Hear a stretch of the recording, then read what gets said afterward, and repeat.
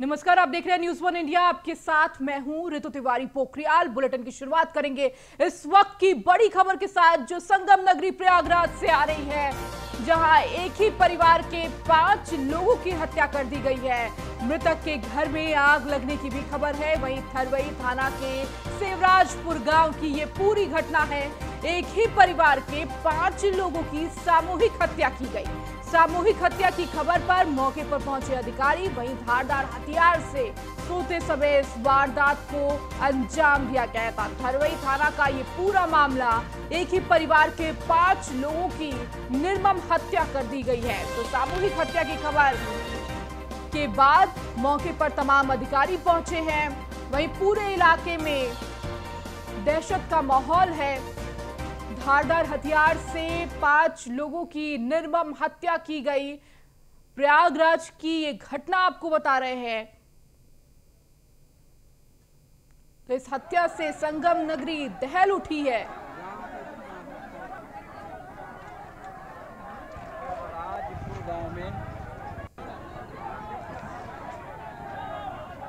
तो ये तस्वीरें आपको दिखा रहे हैं संगम नगरी प्रयागराज की। ये तस्वीरें हैं जहां पर सोते समय धारदार हथियार से 5 लोगों की निर्मम हत्या कर दी गई। और इसके बाद ये इलाके में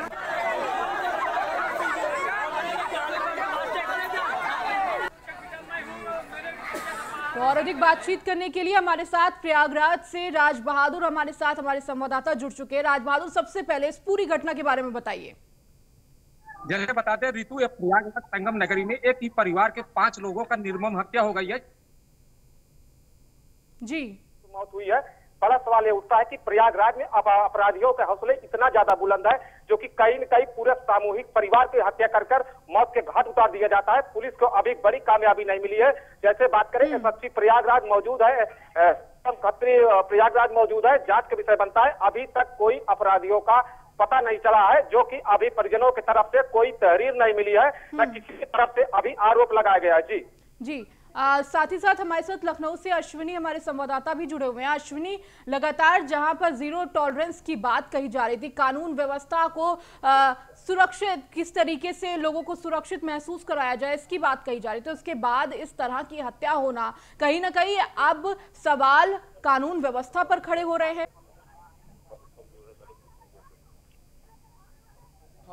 अगर पिछले 7 दिनों की बात करें, 7 दिनों में दूसरी बार जो है प्रयागराज सुर्खियों में आया है, क्योंकि फिर से एक बार हत्या हुई। आज 7 दिन पहले ही एक परिवार था, उसमें 5 लोगों की मौत हुई थी। हालांकि बाद में सुसाइड नोट वहां से मिला था और ये माना जा रहा था कि जो परिवार के मुखिया थे उन्होंने अपने परिवार के लोगों को मारने के बाद खुद आत्महत्या कर ली। लेकिन ये मामला ठंडा भी नहीं हुआ था कि एक बार फिर प्रयागराज सुर्खियों में आ गया, क्योंकि अब की इस बार 5 लोगों की फिर से हत्या हुई है। इसमें एक मासूम 2 साल की बच्ची भी शामिल है। निश्चित तौर पर जहां पर हत्या हुई है वहां को लेकर के तमाम जो आलाधिकारी हैं मौके पर पहुंच चुके हैं। निश्चित तौर पर एक बड़ा जो मुद्दा है कहीं ना कहीं विपक्ष को मिलेगा, क्योंकि कानून व्यवस्था को लेकर के ही सरकार सत्ता में वापसी कर पाई है। कानून व्यवस्था को लेकर के ही मुख्यमंत्री की छवि है जो उत्तर प्रदेश समेत पूरे देश में बनी हुई है बेहतर। निश्चित तौर पर अगर ऐसे में इस तरह के जो हत्याकांड होते हैं तो निश्चित तौर पर सरकार के लिए काफी असमंजस स्थिति पैदा करने वाले होंगे। निश्चित तौर पर हालांकि प्रयागराज से लेकर के लखनऊ तक तमाम जो अधिकारी उनकी सांसें फूल रही हैं, क्योंकि इस बार मुख्यमंत्री जो हैं किसी भी कीमत पर किसी को माफ करने के मूड में नहीं दिख रहे हैं, क्योंकि फुल एक्शन में नजर आ रहे हैं। निश्चित रूप से इससे पहले भी देखा गया तमाम जिलों में जो लापरवाही कर रहे थे, जहां जिलाधिकारी हो, जहां एसएसपी हो, जो उनको लेकर के बाकायदा उन पर कार्रवाइयां की गई। और सबसे बड़ी बात अभी हाल ही में देखा गया कि जब जनता दरबार लग रहा था उस समय जिलों की मॉनिटरिंग हो रही है। हालांकि अधिकारी इसमें हो सकता है मौज में भी हों, लेकिन मुख्यमंत्री बाकायदा मॉनिटरिंग करवा रहे हैं कि किस जिले से कितनी शिकायतें लखनऊ तक पहुंच रही हैं। तो सोचिए इस तरीके से मुख्यमंत्री कितना सजग है। इन सब के बावजूद भी जिले के अधिकारी जो हैं वो सिर्फ और सिर्फ कहीं ना कहीं खाना पूर्ति कर रहे हैं। जो बेहतर कानून व्यवस्था मुख्यमंत्री की ओर से करने की बात कही जा रही है वो कहीं ना कहीं अधिकारी फील्ड पर उतर के नहीं कर रहे हैं। मुख्यमंत्री ने इस बार साफ तौर पर तमाम मंत्रियों से कहा है कि आप जाइए फील्ड पर काम कीजिए और लोगों से मिलिए, मुलाकात करिए, जनता का जो समस्याएं हैं उनको हल करिए। सोचिए इतना जब सजग है उनके बाद भी अगर अधिकारी सजग नहीं हो पा रहे तो इस तरह के जो कांड है वो होते रहेंगे। निश्चित तौर पर अभी लखनऊ से लेकर के दिल्ली तक, प्रयागराज तक हड़कंप मचा हुआ है। तमाम जो पुलिसकर्मी, तमाम जो आला अधिकारी है मौके पर पहुंच रहे हैं और हर पहलू पर जांच की जा रही है। जो दुश्मनी के तमाम जो एंगल होते हैं उन पर कि पुरानी को रंजिश तो नहीं, उसके चलते हत्या की गई हो या कोई लूट या डकैती की हत्या की वजह से तो हत्या नहीं की गई। निश्चित तो तमाम पहलू हैं। हालांकि जब जांच होगी तो स्पष्ट होगा कि हत्या का कारण क्या है। लेकिन सबसे बड़ा सवाल यह है कि कानून व्यवस्था के नाम पर खिलवाड़ क्यों हो रहा है, ये अधिकारी खिलवाड़ क्यों कर रहे हैं? क्योंकि जिले के अधिकारी होते हैं उनको बाकायदा कहा गया है कि आप पेट्रोलिंग करिए, बाहर निकलिए, लेकिन सबके बावजूद भी कहीं ना कहीं उनकी कमियां रहती है जिसके चलते कानून व्यवस्था सुदृढ़ नहीं हो पा रही। हालांकि मुख्यमंत्री लगातार इन चीजों को लेकर के लगातार बैठकें करते हैं। तमाम जो अधिकारी हैं उनसे वीडियो कॉन्फ्रेंसिंग के माध्यम से सीधे कहते हैं कि कानून व्यवस्था अगर बिगड़ी किसी भी जिले की तो निश्चित तौर पर वहां के जिलाधिकारी, वहां के जो एसएसपी होंगे वो जिम्मेदार होंगे। निश्चित तौर पर अब जो है तमाम जो अधिकारी हैं मौके पर पहुंच चुके हैं और जांच कर रहे हैं कि आखिर जो मौत का, हत्या का कारण क्या है, क्या किस कारण से हत्या हुई। जी ठीक है अश्विनी, इसके साथ ही साथ इससे ये पता चल रहा है कि बदमाशों के हौसले कितने बुलंद हैं। इतनी आसानी से 5 लोगों की निर्मम हत्या करके चले जाते हैं और अभी तक किसी भी तरह से किसी भी अपराधी का पता नहीं चल रहा, अभी तक कोई गिरफ्तारी नहीं हुई है। परिवार की तरफ से किसी पर आरोप लगाया गया हो? बिल्कुल, अभी जो मैं सहयोगी बता रहे थे उनके अनुसार अभी तक जो परिवार की तरफ से कोई भी तहरीर नहीं दी गई। निश्चित तौर पर तहरीर दी जाएगी, उसके बाद जो पुलिस है वो जांच अपने एंगल से करेगा। अगर तहरीर परिजनों की तरफ से नहीं दी जाती तो निश्चित तौर पर पुलिस अपनी ओर से एफआईआर दर्ज कराएगी। सबसे बड़ा सवाल ये है कि अगर ये हत्या हुई है तो इतने घंटे बीतने के बाद भी अभी तक जो पुलिस वहां की है, जो जिम्मेदार अधिकारी हैं वो कौन सी कार्रवाई कर रहे हैं, किस चीज का इंतजार कर रहे हैं, किस पहलू पर जांच कर रहे हैं? क्या सिर्फ पोस्टमार्टम करवाने के लिए जल्दबाजी में है? अगर ऐसा है तो बहुत ही शर्मनाक होगा। पुलिस को जो वहां के अधिकारी हैं उनकी जिम्मेदारी बनती है तत्काल प्रभाव से जो कार्रवाई शुरू की जाए और जल्द से जल्द इसका खुलासा किया जाए। हालांकि अभी कुछ ही देर में ऐसा होने वाला है कि मुख्यमंत्री के संज्ञान जैसे ही पूरा मामला आएगा तत्काल प्रभाव से वो निर्देशित जरूर करें, क्योंकि इससे पहले भी देखा गया तमाम ऐसे कांड हुए जिसमें मुख्यमंत्री ने सीधे तौर पर नाराजगी जताई और जो आला अधिकारी उनको फटकार भी लगाई कि उत्तर प्रदेश के अंदर इस तरह की हरकतें, इस तरह की लापरवाही बिल्कुल बर्दाश्त नहीं की जाएगी। अपराधी कोई भी हो पनपने नहीं पाएगा। इसका उदाहरण उत्तर प्रदेश में तमाम ऐसे रहे हैं जो अखंड माफिया थे, जो कहीं ना कहीं जिनके नाम की तूती बोलती थी, आज वो सलाखों के पीछे हैं और उन पर लगातार कार्रवाइयां हो रही है। तो ऐसे में उत्तर प्रदेश में अगर कानून व्यवस्था बेकार होती है तो निश्चित तौर पर अधिकारियों की खैर नहीं है। जी ठीक है अश्विनी, बने रहिए हमारे साथ, आगे भी आपसे खबरों पर अपडेट लेंगे। तो पहले तस्वीरें आपको दिखा देते हैं। प्रयागराज की ये तस्वीरें हैं जहां पर सामूहिक हत्या को लेकर अब बवाल मचा हुआ है। लोग वहां पर मौजूद हैं, कहीं ना कहीं डरे हुए भी हैं, क्योंकि जिस तरीके से ये निर्मम हत्या की गई है कहीं ना कहीं अब कानून व्यवस्था पर सवाल खड़े हो रहे हैं। तो वहीं मौके पर तमाम अधिकारी भी मौजूद हैं। तमाम पहलुओं पर तलाश की जा रही है कि आखिर ये हत्या किस वजह से की गई है। अभी तक कोई गिरफ्तारी नहीं हुई है और ना ही परिवार की तरफ से कोई तहरीर दी गई है। अधिकारी हर पहलू पर जांच कर रहे हैं कि आखिर ये हत्या क्यों की गई। कोई आपसी रंजिश की वजह से ये हत्या तो नहीं हुई है। वहीं परिवार के लोग भी मौजूद हैं और लगातार इंसाफ की मांग कर रहे हैं। तो धारदार हथियार से सोते समय इस पूरी वारदात को अंजाम दिया गया। 5 लोगों की एक ही परिवार की निर्मम तरीके से हत्या कर दी गई। और मौके पर हमारे साथ हमारे संवाददाता राज बहादुर हमारे साथ वहां मौजूद है। राज बहादुर, क्या तस्वीरें सामने आ रही हैं, क्योंकि वहां पर बहुत सारे लोग भी इकट्ठा हुए हैं, तमाम अधिकारी भी मौजूद हैं, क्या कुछ पहलू निकलकर सामने आ रहा है? अभी एसएसपी प्रयागराज अजय कुमार ने कई टीमें लगाई है, जांच पड़ताल कर रहे हैं। मौके पर भारी फोर्स मौजूद है, जो कि परिजनों में भारी आक्रोश है कि अपराधी कौन है जो अपराध करके फरार हो गया है। इस पर जांच के विषय पर बनता है। जैसे डीएम प्रयागराज ने भी परिजनों को समझाया बुझा रहे हैं, मगर अभी परिजनों में कोई ऐसा माहौल, तहरीर नहीं आई है जो कि आरोपियों को ऊपर कोई नामजद तहरीर दी गई है। तो वही बात करते हैं, समाजवादी पार्टी के विधायक भी मौजूद हैं। यादव से जुड़ा हुआ मामला था, वही जीता पासी मौजूद आ गई है। एक बड़ा विषय बनता है कि अपराधी कौन है जो 5-5 हत्याएं करके फरार हो जाते हैं। यही प्रयागराज में कई ऐसे सामूहिक हत्या हुई है जो कि अभी खुलासा नहीं हुआ है। जी राज बहादुर, इसके साथ आप वहां पर मौजूद है, क्या परिवार वालों से कुछ बात हो पाई है? क्या कुछ कह रहे हैं, किस वजह से ये हत्या हुई होगी? नहीं, जैसे अब बात किया जाए परिवार वालों से अभी हमारी बात हुई, अभी किसी की तरफ से बयान नहीं आया है, जो कि किसी के ऊपर आरोप भी नहीं लगा है। परिजनों में रो रो कर बुरा हाल है। परिवार में एक ही बच्चा क्या कहे जीवित है। अभी उसके तरफ से कोई बयान नहीं आया है कि कौन अपराधी है, ना इसकी अभी किसी जमीन के लेकर विवाद का भी कुछ नहीं आया। मगर पुलिस विभाग ने कई बिंदुओं पर जांच कर रहे हैं, बड़े बड़े अधिकारी भी आ गए। जी ठीक है राज बहादुर, बहुत बहुत शुक्रिया तमाम जानकारी देने के लिए। तो लगातार ये तस्वीरें आपको प्रयागराज से दिखा रहे थे। अब बढ़ते आगे, उत्तर प्रदेश के कैबिनेट मंत्री फील्ड में जाएंगे। आज से फील्ड में उतरेंगे योगी सरकार के मंत्री। शनिवार और रविवार को 2 दिन फील्ड में रहेंगे सभी मंत्री। अपने अपने क्षेत्र में विकास कार्यों का जायजा लेंगे, तो विकास कार्यों की जमीनी हकीकत देखेंगे। सभी मंत्री योजनाओं का निरीक्षण भी करेंगे। सभी मंत्री विभागों की प्रेजेंटेशन के दौरान सीएम योगी ने ये निर्देश दिए थे कि आप 5 दिन काम करिए अपने ऑफिस में और 2 दिन आप अपने क्षेत्र में जाइए, वहां के हालात देखिए और तमाम जो कार्य हैं अपने क्षेत्र को लेकर वो कीजिए। तो लगातार हमारे साथ अश्विनी, हमारे संवाददाता लखनऊ से जुड़े हुए हैं। अश्विनी, आज वो दूसरा 2 दिन का जो निर्देश दिया गया था सीएम योगी आदित्यनाथ की तरफ से, आज कहीं ना कहीं वो मंत्री जाएंगे अपने क्षेत्र में, कार्यों को देखेंगे, तमाम दिशा निर्देश देंगे।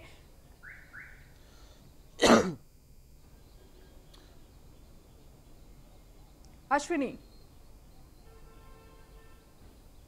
जी बिल्कुल। उत्तर प्रदेश के मुखिया मुख्यमंत्री योगी आदित्यनाथ ने तमाम जो उनके मंत्री हैं उनको साफ तौर पर निर्देश किया है कि ऐसी कमरों में बैठ के अब काम नहीं होगा, आपको फील्ड पे जाना पड़ेगा। चाहे अधिकारी हो चाहे वो मंत्री हो, सबको फील्ड पे निकल के खुद काम करना पड़ेगा, क्योंकि मुख्यमंत्री खुद काम कर रहे हैं। निश्चित तौर पर उसी के चलते मुख्यमंत्री ने एक निर्देश जारी किया, जिसमें तमाम जो मंत्री हैं उनको निर्देशित किया गया कि आप 5 दिन लखनऊ में रहकर के शासन के काम देखिए और 2 दिन जाकर के क्षेत्र जो आप प्रभारी जहाँ के हैं उस जिलों में जाइए, अपने जो क्षेत्र है आपका वहाँ जाइए, वहाँ पर समस्याएं सुनिए, क्योंकि मुख्यमंत्री इस चीज़ से काफ़ी नाराज़ हैं, क्योंकि तमाम शिकायतें जो जिलों से आ रही हैं वो लखनऊ मुख्यमंत्री जनता दरबार में तक पहुँच रही हैं। निश्चित तौर पर ऐसे में मुख्यमंत्री चाह रहे हैं कि जो मंत्री हमारे हैं वहाँ पर जाएंगे, अधिकारियों का फीडबैक लेंगे, अधिकारियों शिकायतें जो है उनका निस्तारण जिले पर ही कराएं तो बेहतर रहेगा। साथ ही साथ जो डेवलपमेंट के काम चल रहे हैं, डेवलपमेंट के लिए सरकार जितना प्रयासरत है, वो अधिकारी कितना बेहतर काम कर रहे हैं और जमीन पर कितना दिख रहा है, इन चीजों को लेकर के मुख्यमंत्री ने निर्देश दिया है कि तमाम जो मंत्री हैं वो आज से फील्ड पर निकले। निश्चित तौर पर अगर बात करें 75 जिले हैं, 52 मंत्री हैं उत्तर प्रदेश में और सबको जिम्मेदारी दी, चाहे राज्य मंत्री हो, चाहे स्वतंत्र प्रभार हो, चाहे वो कैबिनेट मंत्री हो, सबको फील्ड पर निकलना पड़ेगा। तमाम जो वरिष्ठ मंत्री हैं उनको कई जिलों की जिम्मेदारी दी गई है, उन्हें कई जिलों का भ्रमण करना होगा, वहां पर रुक करके बाकायदा रात्रि विश्राम करना होगा और वहां का फीडबैक जो है वो जो है शासन सरकार को देना पड़ेगा। निश्चित तौर पर अगर ये क्रिया ऐसे होते काम किया जाता तो निश्चित तौर पर आने वाले समय में उत्तर प्रदेश के जो जिले हैं, दूर दराज के इलाके हैं, वहां बेहतर काम हो पाएगा, डेवलपमेंट बेहतर हो पाएगा। साथ ही साथ जो लोग परेशान होते रहते हैं, समस्याओं से घिरे रहते हैं और उनकी सुनवाई ना तो जिलों पर होती है ना ही लखनऊ में होती है, तो ऐसे में उनके लिए काट निकाली गई है कि जिले पर ही अपनी समस्या का निस्तारण पाइए। आप मंत्री आपके जिले में आएंगे, खुद आपसे मिलेंगे आकर के और अपनी समस्या बताइए, समस्या का निस्तारण भी वहीं पर त्वरित कराया जाएगा। निश्चित तौर पर मुख्यमंत्री ने साफ तौर पर चाहे अधिकारी हो चाहे मंत्री हो, सबसे खुले शब्दों में कह चुके हैं कि अब जो पिछले साल जो 5 सालों में हुआ वो इस बार नहीं होगा, क्योंकि पिछले साल पहली बार उनका टर्न था, तमाम चीजें थी, लेकिन इस बार बिल्कुल भी बर्दाश्त नहीं किया जाएगा। चाहे अधिकारी हो चाहे मंत्री हो, सबको जमीन पर निकल काम करना पड़ेगा और जो चुनाव से पहले घोषणाएं की गई थी उन पर कितना काम हुआ इनका फीडबैक देना पड़ेगा। साथ ही साथ आज जो जनता के बीच जाकर के जनता को विश्वास में लेना पड़ेगा, क्योंकि भारतीय जनता पार्टी पहले ही चुनाव कह रही थी कि हम आपके पास आएंगे, आपको हमारे पास आना नहीं पड़ेगा। निश्चित तौर पर अब मुख्यमंत्री उसी को जमीन पर उतरना चाहते हैं कि मंत्री हैं, जो अधिकारी हैं, वो खुद जाएं जनता के पास और उनकी समस्याएं सुने, उनका निस्तारण करें। जी ठीक है अश्विनी, आप बने रहिए हमारे साथ, आगे भी आपसे अपडेट लेंगे। तो वहीं लखनऊ में सिख मेला और सम्मान समारोह का आयोजन किया गया। सीएम योगी आदित्यनाथ मेले और सम्मान समारोह में शामिल होंगे। शाम 4 बजे मोती महल लॉन में समारोह का आयोजन करेंगे। वहीं डिप्टी सीएम केशव प्रसाद मौर्य, ब्रजेश पाठक भी इस पूरे कार्यक्रम में मौजूद होंगे। तो शाम 4 बजे मोती महल लॉन में ये समारोह का आयोजन किया जाएगा।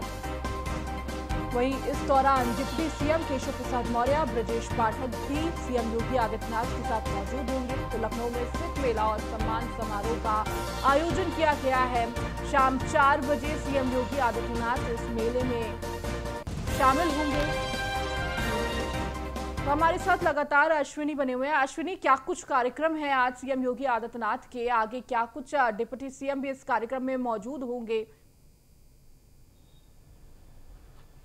बिल्कुल, लखनऊ, राजधानी लखनऊ में सिख मेला का आयोजन किया गया है, जिसमें बतौर मुख्य अतिथि मुख्यमंत्री योगी आदित्यनाथ सम्मिलित होंगे। साथ ही साथ आज जो विशिष्ट अतिथि के रूप में दोनों डिप्टी सीएम हैं, केशव प्रसाद मौर्य हैं और ब्रजेश पाठक मौजूद रहेंगे। तमाम अन्य मंत्री सरकार से जुड़े हुए वो मौजूद रहेंगे। निश्चित तौर पर क्योंकि चुनाव से पहले देखा गया था, जब चुनावी माहौल था, उस दौरान सिख समुदाय के पास मुख्यमंत्री खुद गए थे, उन्होंने उनका समर्थन मांगा था और निश्चित तौर पर खुले मन से सिख समुदाय ने भारतीय जनता पार्टी को अपना समर्थन दिया था और जिसका परिणाम ये रहा कि 2022 पे एक बार फिर से सत्ता में भारतीय जनता पार्टी की वापसी हुई। निश्चित तौर पर अब मौका जो है सरकार का और मुख्यमंत्री की जिम्मेदारी का है और जिम्मेदारी निभाने के लिए ही आज मुख्यमंत्री जो है सिख जो मेला होगा उसमें पहुंचेंगे, वहां लोगों से मुलाकात करेंगे, वहां उनकी समस्याएं अगर कोई होंगी उनका भी निस्तारण करेंगे। साथ ही साथ तमाम आज पर्व आने वाले हैं आगे आगामी, उनको लेकर के भी चर्चा होंगी कि किस तरह से सिखों के जो पर्व है उनको मनाया जाए। जी ठीक है अश्विनी, आप बने रहिए हमारे साथ, आगे भी आपसे अपडेट लेंगे। बात करेंगे यूपी में मेडिकल प्रोफेशनल की सीटें दोगुनी कर दी गई हैं। 5 सालों में एमबीबीएस की 7,000 सीटें बढ़ेंगी।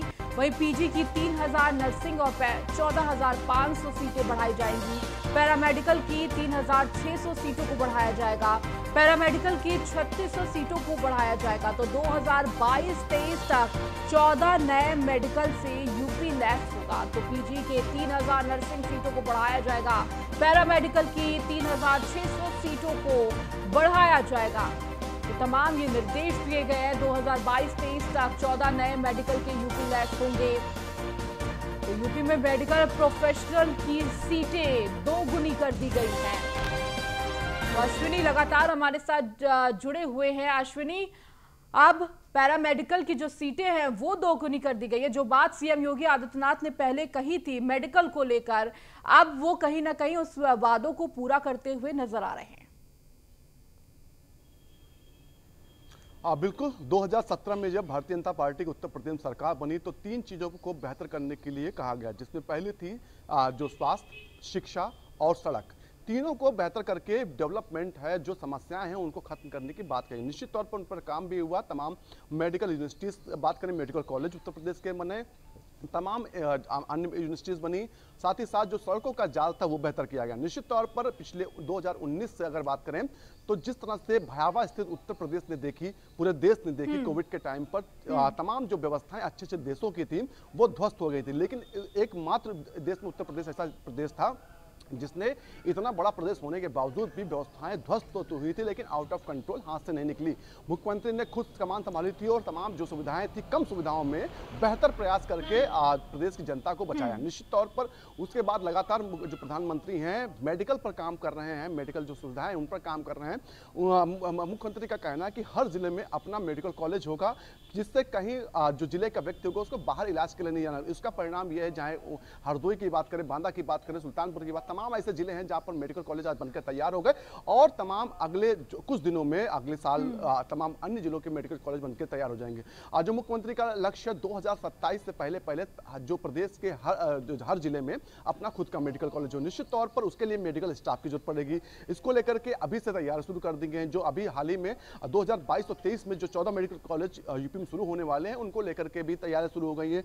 ऐसे में जो मेडिकल स्टाफ है उसकी भर्ती भी शुरू करने की प्रक्रिया शुरू कर दी गई। उत्तर प्रदेश के अंदर अगर बात करें तो 7,000 जो एमबीबीएस की सीटें बढ़ाई गई हैं। साथ ही साथ अगर बात करें जो पीजी की 3,000 की सीटें बढ़ाई गई हैं। इसके अलावा नर्सिंग की 14,500 सीटें बढ़ाई गई हैं। पैरामेडिकल की 3600 सीटें बढ़ाएंगे। ये वो लोग हैं जो आने वाले समय में उत्तर प्रदेश की स्वास्थ्य व्यवस्था है उनको सुदृढ़ करेंगे, क्योंकि जो स्थिति पिछले दिनों देखी गई है दोबारा से ऐसी स्थिति न बन पाए, इसके लिए पहले से ही पर्याप्त मेडिकल स्टाफ उत्तर प्रदेश के पास होना चाहिए। अगर ऐसी कोई स्थिति दोबारा से बनती है तो निश्चित तौर पर उत्तर प्रदेश एक बार फिर से अन्य प्रदेशों की अपेक्षा बेहतर काम करे। इसके लिए अभी तैयारी शुरू कर दी है और जो मेडिकल की सीट्स हैं उनको बढ़ाने का काम शुरू किया गया। जी ठीक है अश्विनी, बहुत बहुत शुक्रिया तमाम जानकारी देने के लिए। बढ़ते आगे, लोक निर्माण मंत्री जितिन प्रसाद का सीतापुर दौरा। सुबह 11 बजे पीडब्ल्यूडी गेस्ट हाउस पहुंचेंगे जितिन प्रसाद। 1 बजे कई योजनाओं का करेंगे लोकार्पण और शिलान्यास। विधायक और पार्टी कार्यकर्ताओं के साथ बैठक भी करेंगे। 3 बजे विभागीय अधिकारियों के साथ समीक्षा बैठक करेंगे। 1 बजे कई योजनाओं का लोकार्पण और शिलान्यास करेंगे। विधायक और पार्टी कार्यकर्ताओं के साथ बैठक भी करेंगे।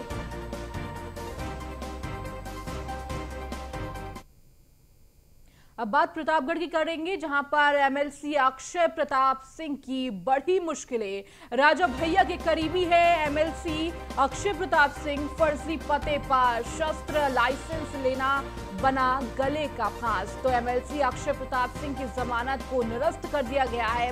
एमएलसी अक्षय प्रताप को गैर जमानती वारंट जारी किया गया है। अपर जिला जज के आदेश को खारिज किया है। तो एमपी एमएलए कोर्ट ने सुनवाई थी। वहीं 7 साल की सजा भेजा था। जेल जाने के दूसरे ही दिन अपर जिला जज ने जमानत दी थी। तो जिला जज ने अपर जिला जज को आदेश खारिज किया है।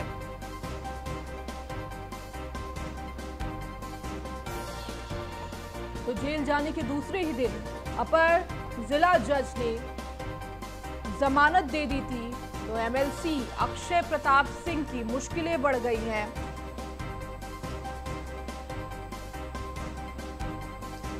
राजा भैया के करीबी थे एमएलसी अक्षय प्रताप सिंह और फर्जी पते पर शस्त्र लाइसेंस लेने का आरोप लगा था, जो अब उन्हें गैर जमानती वारंट जारी किया गया है। तो एमएलसी अक्षय प्रताप सिंह की जमानत को निरस्त कर दिया गया है। तो मनु सिंह हमारे संवाददाता हमारे साथ जुड़े हुए हैं। मनु, क्या कुछ आगे अपडेट आ रही है इस पूरी खबर पर? हालांकि मैं जो कि एमएलसी अक्षय प्रताप सिंह है, उनके को जो कि प्रतापगढ़ के जिला जज थे, उन्होंने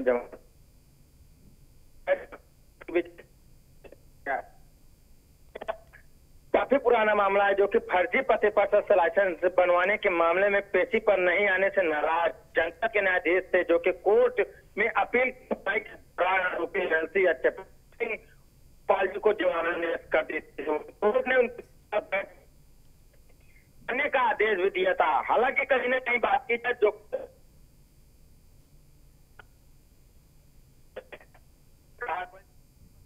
लाइसेंस लेने के मामले में कोर्ट ने एमएलसी अक्षय प्रताप सिंह को दोषी माना था। वहीं बात की जाए तो जो कि जनसत्ता दल लोकतांत्रिक पार्टी के राष्ट्रीय अध्यक्ष है रघुराज प्रताप सिंह, राजा भैया उनके करीबी और रिश्तेदार बताए जाते हैं अक्षय प्रताप सिंह। वहीं कोर्ट की ओर से यह सजा सुनवाई। ठीक है मनु सिंह, आपका बहुत बहुत शुक्रिया तमाम जानकारी देने के लिए। अब बात गाजियाबाद की करेंगे, जहां तमंचा फैक्ट्री संचालन की गिरफ्तारी का मामला। पुलिस ने जहरुद्दीन को रिमांड पर लेकर बरामद किए 14 तमंचे।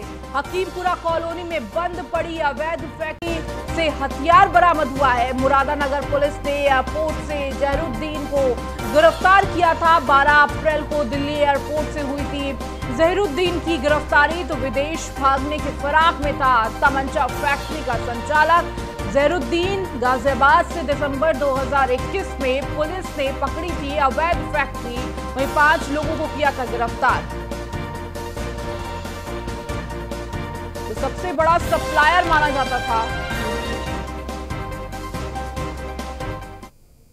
हाल ही में थाना मुरादनगर की पुलिस टीम और क्राइम ब्रांच की स्वाट टीम के द्वारा संयुक्त कार्रवाई में जहीरुद्दीन, जो कि पश्चिमी उत्तर प्रदेश का काफ़ी बड़ा अवैध असलहों का निर्माता और तस्कर है, उसको देश छोड़ने के पहले दिल्ली एयरपोर्ट से गिरफ्तार किया गया था और गिरफ्तार करके उसको जेल भेजा गया था।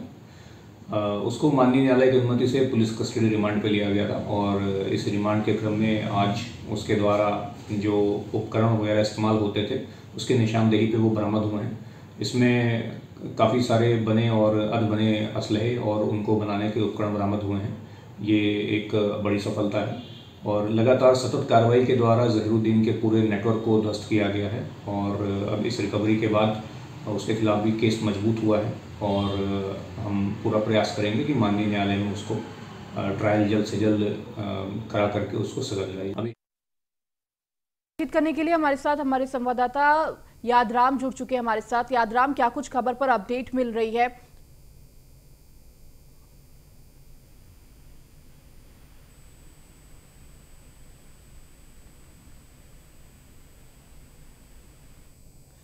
यादराम, तो आपको पूरी खबर बता देते हैं, जहां गाजियाबाद में इस वक्त पुलिस ने जहरूद्दीन को रिमांड पर लेकर बरामद किए 14 तमंचे। हकीमपुरा कॉलोनी में बंद पड़ी अवैध फैक्ट्री से हथियार भी बरामद हुआ है। एक बड़ी सफलता पुलिस को मिली है। तो वहीं शादी समारोह से लौट रहे 3 युवक हादसे का शिकार हो गए। बेकाबू होकर बाइक गड्ढे में गिरी। वहीं 2 लोगों की मौत और एक युवक गंभीर रूप से घायल हो गया है। अस्पताल में भर्ती कराया गया है। पूरा एक क्षेत्र के रहने वाले बताए जा रहे हैं दोनों मृतक। तो बेकाबू होकर बाइक गड्ढे में गिरी, 2 लोगों की इस दौरान मौत हो गई।